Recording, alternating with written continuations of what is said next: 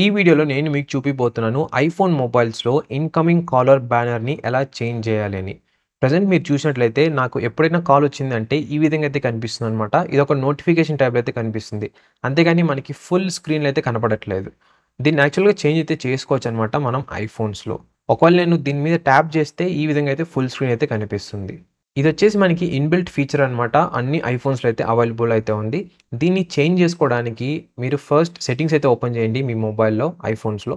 తర్వాత స్క్రోల్ చేసుకుంటూ వెళ్తే మీకు అక్కడ ఫోన్ ఆప్షన్ ఒకటైతే కనిపిస్తుంది. దాన్నైతే సెలెక్ట్ చేయండి. సెలెక్ట్ చేసిన తర్వాత ఇక్కడ మీకు ఇన్‌కమింగ్ కాల్స్ అనే ఒక ఆప్షన్ ఉంటుంది. దాన్నైతే మళ్ళీ సెలెక్ట్ చేయండి. ప్రెజెంట్ చూసుకున్నట్లయితే నాది ఫుల్ స్క్రీన్‌లో అయితే ఉంది. సో, నేను బ్యానర్‌కైనా చేంజ్ చేసుకోవచ్చు. లేదా ఒకవేళ బ్యానర్‌లో ఉందంటే ఫుల్ స్క్రీన్‌లోకైనా చేంజ్ చేసుకోవచ్చు.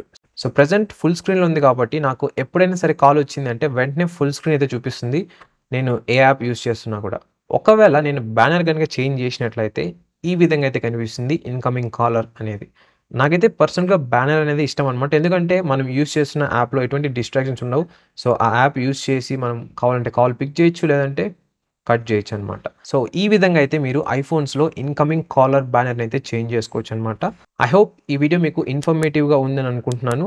అవును అంటే కింద కనిపిస్తున్న లైక్ బటన్ ప్రెస్ చేయండి. అండ్ ఆల్సో ఛానెల్‌ని ఇంకా సబ్స్క్రైబ్ చేయకుండా సబ్స్క్రైబ్ చేసుకోండి. ఇలాంటి మంచి మంచి టిప్స్ అండ్ ట్రిక్స్ ఇంకా గ్యాడ్జెట్ రివ్యూస్, మొబైల్ రివ్యూస్ మరిన్నైతే పోస్ట్ చేస్తూ ఉంటాను.